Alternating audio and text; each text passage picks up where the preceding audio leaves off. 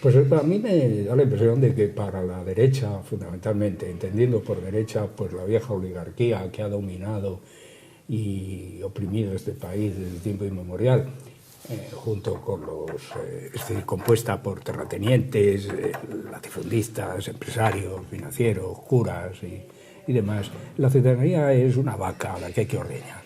Ya. Sí, y cuanto más tonta sea, mejor. Y cuanto menos educación tenga, mejor. Si tienen una idea de la ciudadanía como de siervos, de esclavos, gente a la que se puede maltratar y a la que se puede tener un absoluto desprecio. La masa, ¿no? La masa. Sí, la masa en la derecha.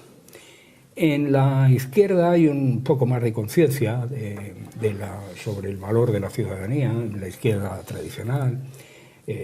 Partido Socialista, el Partido Comunista, en fin, la izquierda de siempre, ¿no? Hay un valor un poco superior de la ciudadanía, pero siguen teniendo todavía una idea un poco paternalista.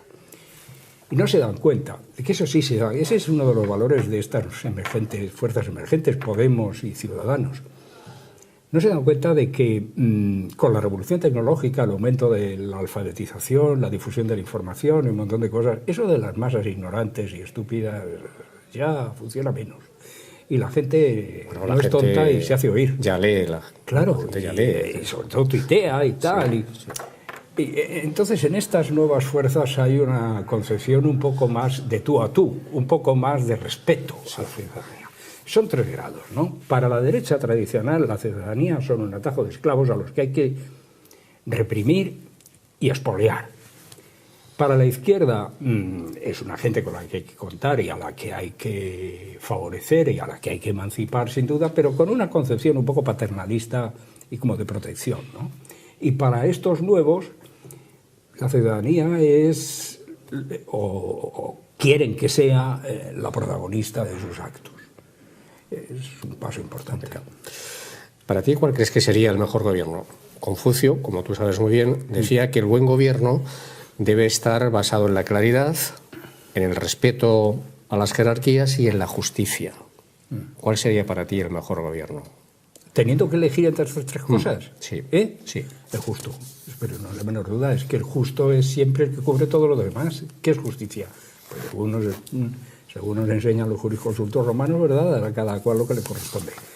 Solo con eso, teniendo en cuenta que lo que nos corresponde colectivamente pues es la dignidad, la libertad y la seguridad, pues los gobiernos justos, como está clarísimo. El actual gobierno español, por ejemplo, es profundamente injusto.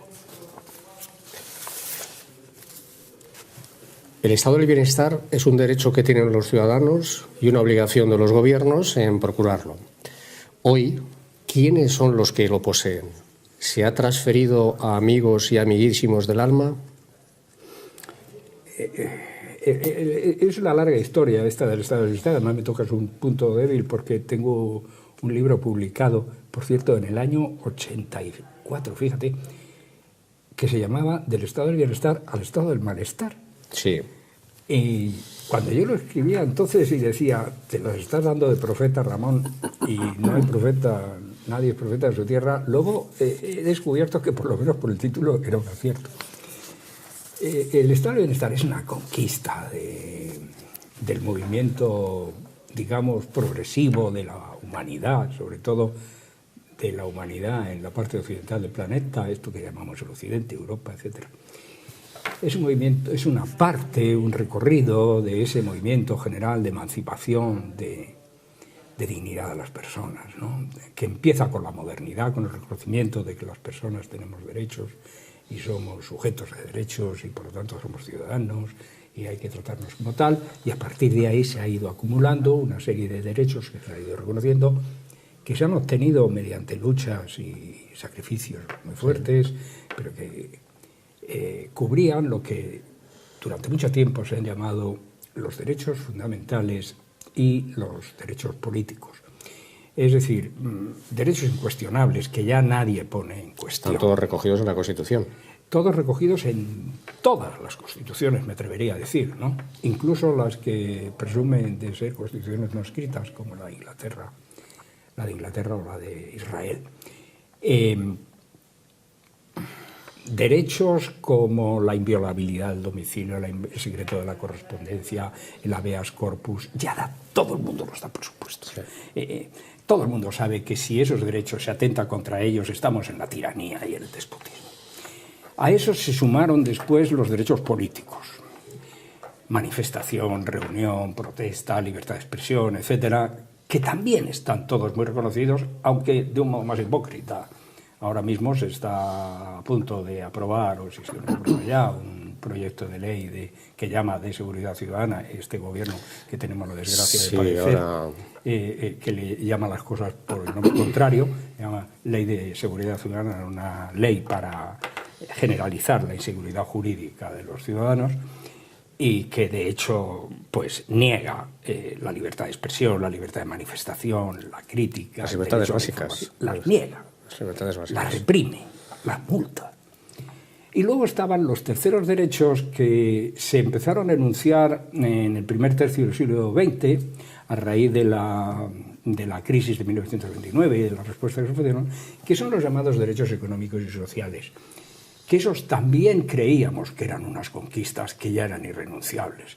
Vacaciones pagadas, límite de la jornada laboral, salario mínimo, convenios colectivos, contratación colectiva, derecho del trabajo, un montón de cosas, que es lo que constituye el bloque del estado del bienestar, en el cual coincidían los socialdemócratas con los demócratas cristianos y con los liberales de la posguerra.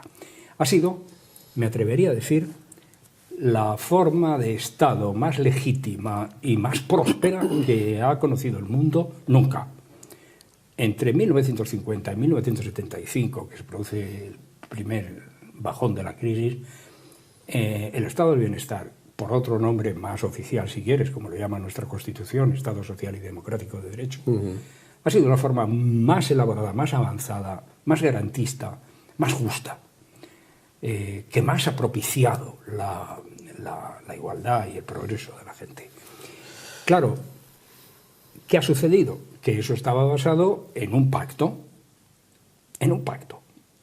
El capital cedía a cambio de que los trabajadores organizados en partidos y en organizaciones que amenazaban revolución cedieran también y se buscaron como un acuerdo. ¿Pero qué pasa con los pactos? Que se respetan mientras ambas partes están de acuerdo en respetarlos. Si una de ellas cree que le va mejor rompiéndolo, la rompe. Sí. Y eso es lo que ha hecho el capital. Ha pensado que, dadas las circunstancias, puede apretar las tuercas, saltarse el pacto y cargarse el estado del bienestar, porque en el fondo no les interesa. Esa es la cuestión. Ramón, ¿a tu juicio ha servido para algo la ley de memoria histórica? ¿De la memoria histórica? Para descubrir que la situación de injusticia que se dio durante 40 años, durante la dictadura, y la de injusticia que toleramos por nuestro abandono, nuestra incuria, nuestra vaguedad y probablemente nuestra cobardía durante la transición, esas situaciones de injusticia que han durado ya 70 y tantos años,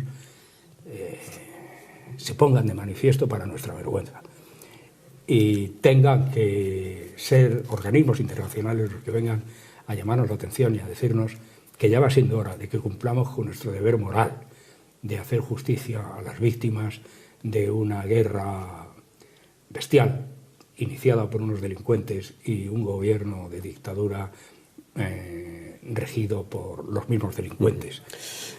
Claro, entonces termino. La ley de la memoria histórica no fue suficiente. Fue pacata, corta. Estuvo recortada por la vicepresidenta del gobierno socialista, que es una beata. Sí.